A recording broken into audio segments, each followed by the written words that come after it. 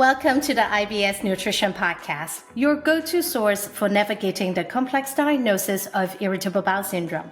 Here, we dive deep into IBS and discover the power of diet and lifestyle to find freedom from your IBS symptoms. I'm your host, Jessie Wong, FODMAP dietitian and a gut expert. For years, I suffered from debilitating gut symptoms that kept me out of work, feeling constant discomfort in my body and anxious around food. Today, I'm in control of my IBS, able to eat the food I love again, travel whenever I want, and spend quality time with loved ones. It is my mission to help you do the same and transform the way you live with IBS. Let's get started. Hi, everybody. Welcome to another episode of the IBS Nutrition Podcast. Today, I have a past client here with me, and this is Mariela. Mariela came to us in 2022 when she was struggling with diarrhea and a lot of food fear. And we worked together to identify Mariela's trigger and also reintroduce a lot of food back into her diet and give her the confidence to eat again. And today we are so excited for Mariela to come and join us and share her IBS story. Hi, Mariela. Hi, Jessie. Thank you for having me on. How Well, are you? thank you for joining us. I'm great. I'm just so excited to share your story because your story is probably one of those that many can really relate to. A lot of food fear, cutting out foods that you could probably tolerate for a long time, right? Before identifying your triggers. So before we go in, tell us, if you don't mind, share with us who you are as much as you like or as little as you want to share. Yeah. Okay. Well, I am a soon-to-be 41-year-old woman who has two kids, happily married for a little bit over, 15 years now. And I think you know, looking back into my life and when I first sort of started having some issues, I think I was pregnant for the second time. When I first started having symptoms here and there. It wasn't anything that was very like, oh, you got to pay attention to this type of situation. It was more very sporadic, right? And I wasn't 100% sure if it was just symptoms of the pregnancy or what was going on, but I really wasn't paying attention to what I was eating or not eating.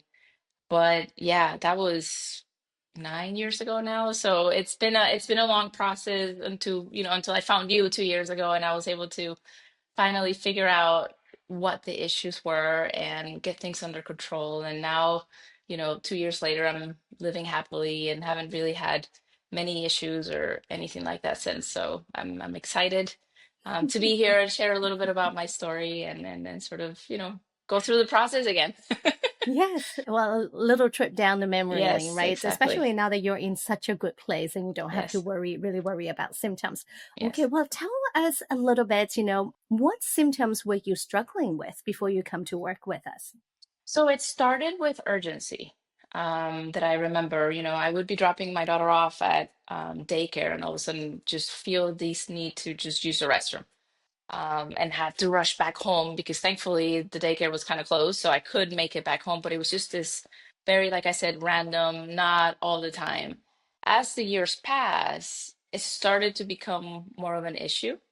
Um, and then I remember in 2017, the biggest thing I was struggling with the most were migraines. I was having constant migraines, and it wasn't, once every month. It was like once or twice a week, I'm sorry, or, sometimes even 3 times a week. And I'm like, okay, this is really not normal. It's not something that I've really suffered with in the past.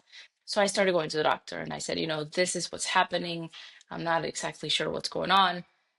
So he's like, okay, well, let's just do, at the time, I believe they did some, testing just for allergies, just to see what was going on. Everything would come back fine. And I'd still struggle and I still struggle. So went back a couple months after and I said, nope, something is going on. Like this is not. So they did some blood work and some testing and found that I could have had, I could have some intolerance to maybe lactose. And I said, okay. So maybe that's what it is, right? And me being Latina, dairy is a big part of our diet. But, to me at the time, it was like, oh my God, what do I do? But I started experimenting with different things, vegan stuff, Hmm. stuff that was lactose free, started feeling better, no more migraines. But the GI issues continued sporadically again. Yeah. What GI issues were you dealing So with at that more time? that it was the urgency. Like I would eat, and within half hour to an hour, I would have to find a bathroom. Like there was no oh, I can hold it, I can breathe through this, it'll be fine. It was either you go or you're gonna go, right? Find a place to go or you're going to have an accident. I have breakfast, get in my car, be on my way to work, and have to pull over at a gas station. Or, be at work and sometimes, not feel great and have to use the restroom. Thankfully, usually the GI issues would stop by the time I would get to the office just because I had already had to stop. If Mhm. I was, out and about, it would just hit and I couldn't figure out why. Or, if I was like, okay, well, I took this out of my diet, why isn't this getting better, right? Mhm. Um, like I said, it wasn't all the time. It wasn't after Mhm. every meal. So it was very hard for me to say, oh, it could be this or it could be that, right? So this now we're talking, it's probably, 2 years after 2017, and I'm still having these issues and they're becoming more and more recurrent. I ended up going to a gastroenterologist. They did, all types of tests, and everything would come back fine. No, you don't have this, you don't have that, everything's good. I'm like, okay, I guess, I'll try to figure it out on my own again. Go back to the primary doctor. He would do more lab work. Again, everything was fine. And at some point, he said, well, I think you just have IBS. And I said, okay, what does that mean? Right? He said, Mhm. well, you may have some intolerance to some type of food. You just kind of need to figure out what that is. And I said, okay, but how do I do that? And then it was more like, well, you just got to take things out and then try them again. And okay, but there was really no direction on how to do it, right? What the process was. So again, I was sort of on my own trying to figure it out. I remember I cut out onions and garlic and things because I'm like, okay, maybe it's that, right? Like you read on the internet and I would just start cutting things from my diet, and I still was not finding any type of relief. At some point, I even cut out dairy milk, so I went into the oat milks and the almond milks, and still not feeling well. So I couldn't really pinpoint it. It was really hard. And it wasn't Mhm. until a trip we took in 2021. We were overseas. We land the next morning. We go have breakfast at a restaurant.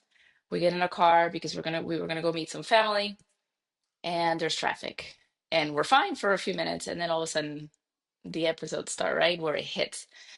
And I'm like, okay, just try to breathe. You're gonna be okay. You're gonna be fine, right? And we're in this traffic. It's not, we're not moving. And I'm like, Mariela, just breathe. You're gonna be okay. You're gonna be okay. And finally, I had to say to the family member we were with, I said, we need to find a place to pull over because I need to use the restroom. And I think that was the moment when I said enough, right? And I was like, I can't keep living like this. It's just too much. I was starting to get anxiety when I would, leave my house. Whenever we get places, I would look for where the bathroom was just in case I needed to use it. I knew where it was. It was pretty bad. We get ready to go on road trips, and I would try to like, okay, well, I'm not gonna eat this or I'm not gonna eat that just in case. Or what happens if it's this? Okay, well, 30 miles out, 50 miles out, wherever, there might be a restroom. We might be. So it was just starting to affect me, mentally as well. So I told my husband, I said, when we get back, I need to find a solution because I can't keep doing this. So then we come back, and it was like a Sunday afternoon. We go to bed, and I start scrolling through my phone. Literally went on Instagram. I typed IBS dietitian, and guess who's the first person that came up? It was you. And I said, okay. And I started going through your Instagram, reading, the information that you have posted. And I said, okay, well, let's see if she has any appointments available to meet. I think you were getting ready to start a group session, um, but I think it was like 2 weeks out or 2 or 3 weeks out. So I said, okay, let me try it. And I went on your calendar and there was one appointment. And I said, I'm taking it. It was like it was meant to happen, right? It was meant to be. I needed to just do it. And then you and I met 2 days after that. And then there was never I never turned around and I said, okay, let's do this because I can't keep living like this. So that's how I got to you. That's great. So you found me, and then we had our first one-on-one consults. Yes. Tell us, maybe tell me what you were feeling after our first appointment. I was feeling like, okay, here is someone that, hopefully is going to guide me into, you know, how to sort of figure out what the issues are. Mhm. Um, in order to get better. Because honestly, at the end of the day, that's what I wanted. I wanted to have, regular bowel movements because I wasn't. I could go 3, 4 days without anything, and then one day I'd be in the bathroom all morning, or go 6, 7 times throughout the day. It was kind of crazy. And then I'd be like, okay. And that was honestly, when I think back to my life, I feel like that's how I was since I was little. But I never had the urgency issues. It was just more of I wouldn't have regular bowel movements, right? I would go 2, 3 days. Okay, fine. Then I have bowel movement and keep on going. And that was just normal. And that's what I thought was normal for me. But after that first meeting and after we discussed things and you came up with some ideas of what it could be, I was like, okay, I'm ready to try whatever we need to try so we can figure this out, right? Hmm. Whatever it was, whether it was, adding things, removing things, I was ready. I was at a mindset where for now, what it had been, I think it was like 4 years by then that I had already been used to cutting things that to me was like cutting one more. Okay, we can do it. It's fine. It'll Yeah. it'll be okay. Yeah, we're not going to mention the trigger on the podcast because everyone have different triggers, Right. and it is not helpful for listeners to just cut out random things that you hear Right. on here. Now, Mariela, prior to working together, you've already been cutting out food. What have you cut out? I think you said dairy and then onions and garlic. I said, yeah, I would cut out onions and things. There was at one point where I cut out bread, but then I was still eating other things that included, like pasta and things. So I would cut out random things, just because I thought, well, this is what I had for breakfast. Then I had a trigger, an hour later, I was in the bathroom. Maybe it was something that I ate that day, right? Hmm. Without thinking, well, maybe it wasn't something that I ate that morning. Maybe it was something that I ate the day before and I just ate, and it was just, that's what triggered it, is the fact that I actually had some food. So I would just randomly, the biggest one, I would say was dairy. Completely, 100%. I was eating lactose free, Hmm. um, to the best of my ability. At the time, I also was doing vegan bread, and I think that was primarily it. Just like I said, aside from the onions and the garlic, that was the biggest things. Yeah. Yeah. Yeah. Okay. Well, let's talk about our process. What did we do together and what really helped you? So, the first meeting, you looked at my history, my medical history. We talked about what kind of testing had been done. I shared all that information with you, lab works, all of the results from those things. I think we also talked about probiotics and whether I had used them or not used them. Um, and then, what the process would be. I was going to be joining the group program. I Hmm. believe there was, I think it was what, 4 or 5 women, I believe, including me. I don't recall. I know there was a couple of weeks where it was more, and then some people were ending, and then some others were starting. So I know for sure there was always at least 3 of us in the group, which was Hmm. great because listening to, everybody else's experience, which was sometimes different than mine, made me feel like, okay, I'm not the only one that's, going through something in life, and we're all here and we're all being so supportive of each other, and that was amazing. Because it made me feel not so alone in that aspect. Yeah. So that was good for sure. Well, I was going to say thank you for saying that because one of the things we hear as IBS dietitians is people message us, emails us a lot, just saying we don't want to join the group program because I don't want to share this with other people. Right. And what people don't realize, and oftentimes they will join the group program, and once they join, it's like, oh my God, I Hmm. didn't know I can get so much support, right? Yeah. And I think that is so wonderful for you to even say that because people don't see the benefit. The group program, I think what it offers is that we are able to meet with a patient weekly. With IBS, it's really hard to see a patient maybe once every 2 months or 3 months. We don't know how things are going. And then we try to ask you as much information as possible, maybe, in those intermittent appointments, and everybody gets frustrated in the process. So to me as a practitioner, the biggest benefit is being able to see my patients every week to make Hmm. sure we are supporting you through a process and you are progressing in the right direction. And I think people just don't not always see the benefits. Yeah. If you don't mind Yeah. sharing more, yeah. No, I agree with that because, we would meet one week and I could say, hey, this is how I've been feeling with, what you asked me to do. And then you say, okay, perfect. So we're going to continue to do this, but we're going to stop doing this. And now Mhm. we're going to add something else. And then let's meet again in a week to see how that's, how that's making you feel. And if it's not making you feel great, then we're going to stop it altogether, right? So aside Mhm. from that, you also had the app where we kind of would track everything, Yeah. including our bowel movements, Mhm. and then what we were eating and not eating and how we were feeling. And then you would make comments to that, especially if you had us, do a particular challenge during that week that we didn't see you. So that to me was helpful because I could just say, hey, I did this and this is how I was feeling and I wasn't feeling so great. And then you say, okay, stop it. Don't even continue. So even though we weren't having that one-on-one every day, you were still checking in the app and saying, yep, okay, go ahead and stop doing that. We'll try this instead. So to me, that was very helpful. You know, like I said, you were able to pinpoint my issue very quickly, and then just putting, the tools that you gave me to use, for me, it was very beneficial. So I really enjoyed working in the group. Yeah, I'm so glad to hear that. Yes. What do you say is the process, right, of identifying your trigger, right? We're not going to say the trigger, but then let's explain the process a little bit because I think it's really scary for people hearing that, oh, I have a trigger. And then Mhm. I'm sure you tried it before too, is to try to identify what your own triggers are. But there is really a systematic way to do it so that there's no confusion.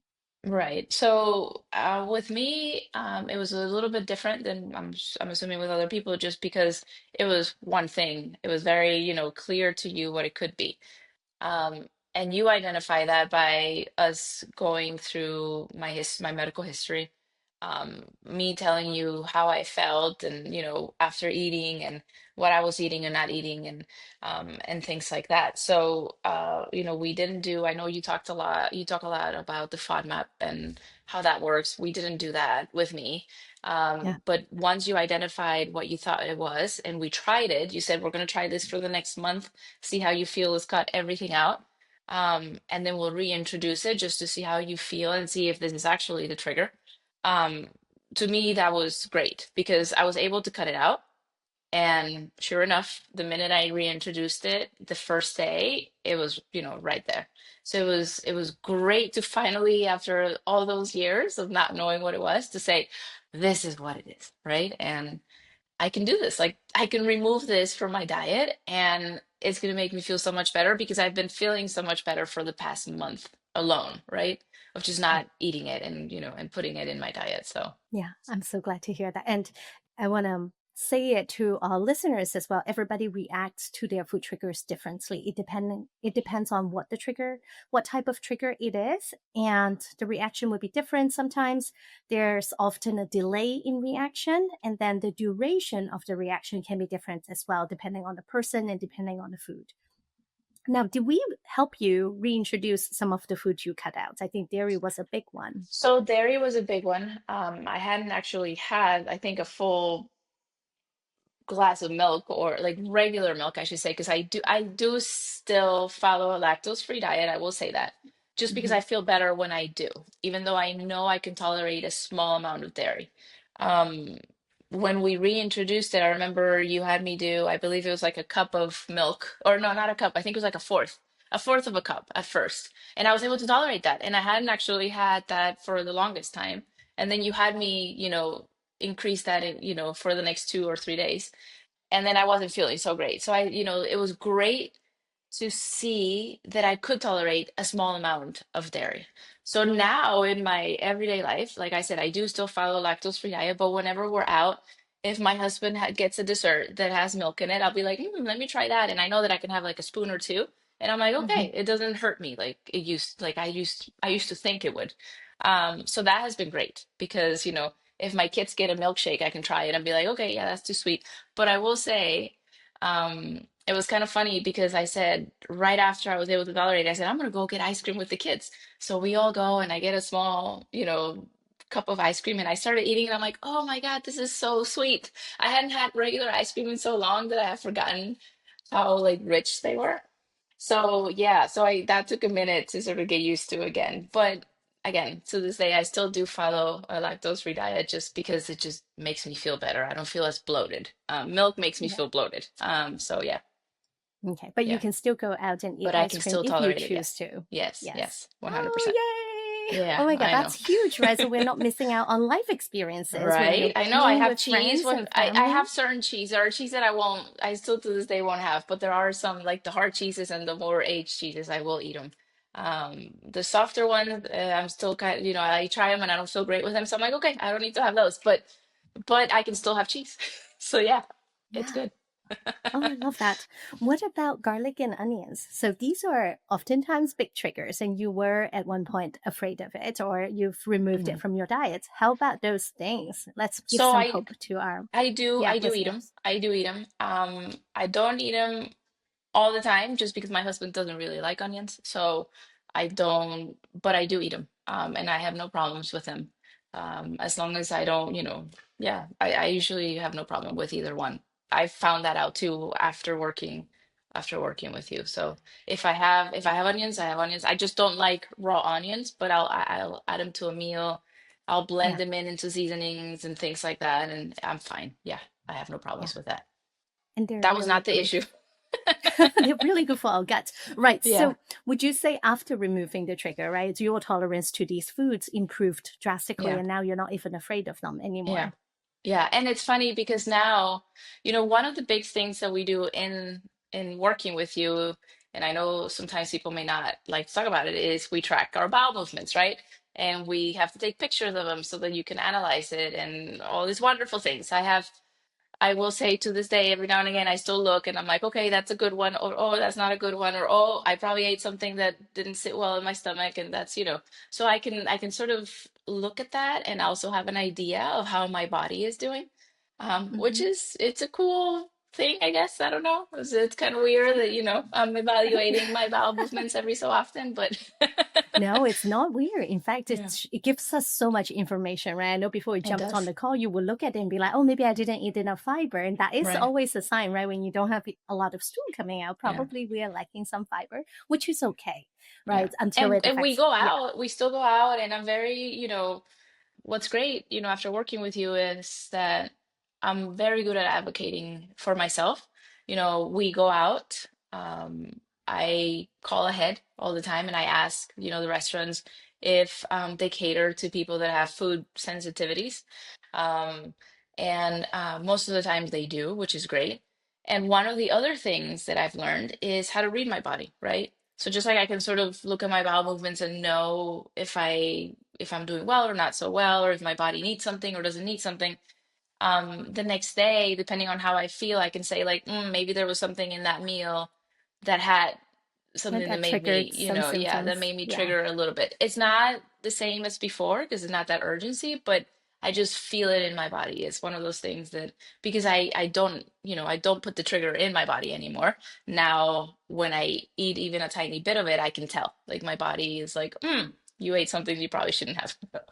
So yes. Yeah, that's so good for you to share because sometimes, like, until you know what your baseline is, if you're Mhm. continually eating your trigger, then you really have no idea what your baseline is. But if you are always at your baseline, then you kind of feel that, oh, something has happened. I know Yeah. this is something that can trigger my symptoms. Okay, well, that is so great. You're very in tune with your body. You know exactly how you feel most of the time. And if there's any changes, right, you know it. You can Hmm. feel it, and you can also look at your poop and understand, oh, there's something changes, and you know how to assess it. And I think it's such a useful skill. I think you said earlier, oh, it's so gross, but no, it's not gross. I mean, look at your own poop is not gross. Looking at other people's poop, leave it to the professionals, right?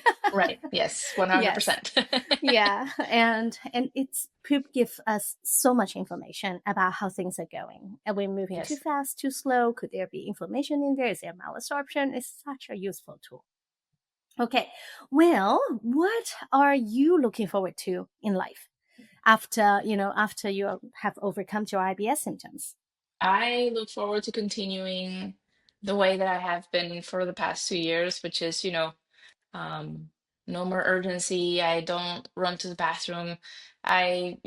We've always traveled quite a bit. Now I travel and I prepare myself, right? So if I'm gonna be at an airport, I usually take snacks with me, the stuff that I can eat because you never know, right? You never Hmm. know where you're gonna go and whether or not you're gonna be able to find something. So I always try to prepare myself for whatever. If we're going out to dinner to somebody's house that I may not know or may not feel very comfortable, letting them know, hey, I have this, this need, I'll take something with me. I'll take a bar, I'll take a snack, I'll take whatever.